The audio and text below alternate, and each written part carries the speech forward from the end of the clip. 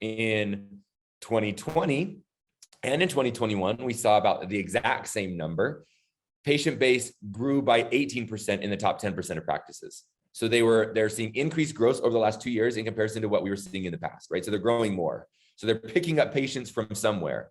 And I can guess where they're probably picking up the patients from based off of what we're seeing on the bottom end, okay? So on the bottom end, in 2019, the worst practices shrunk by about 7%. But in 2020 and this last year, they shrunk by 12%, right? Wow.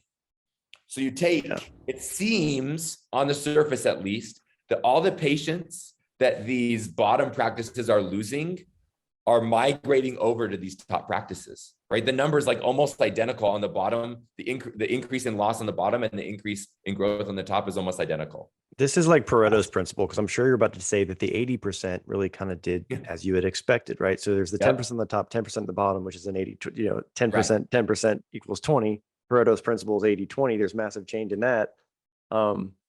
I'm guessing, am I right to extrapolate the fact that 80% did just as you had kind of expected?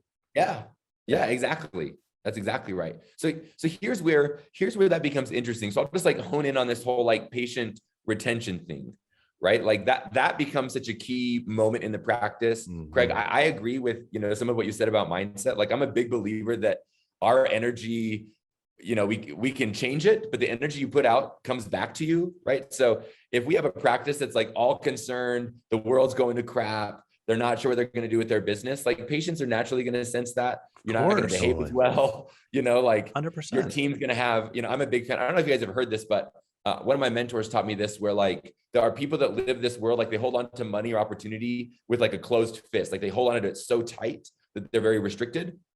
Where in reality, if you start to live your life and live as if like there's open hands, like there's so much opportunity, like a flow of it. Energy, kind of open up using money like energy. Yeah.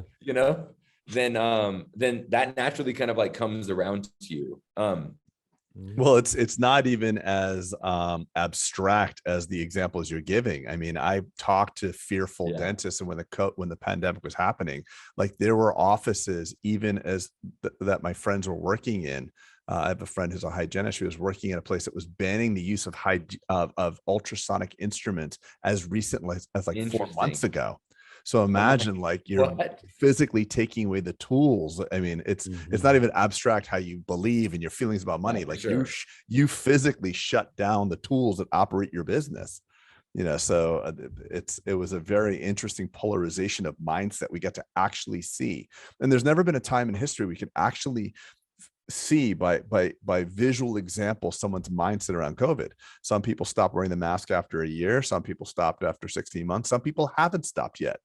And so there's never been a physical manifestation of your concern for the virus as there was now. Now we can see people literally, you might remark you're driving to work one day and you're seeing somebody walking completely alone on a sidewalk with no one around them within 600 feet, and they're wearing a mask, which, is a personal choice, but it's a physical representation of that person's thought process. Because most of us would know that we'd be more inclined to wear a mask in crowded places and less when we're alone, or maybe.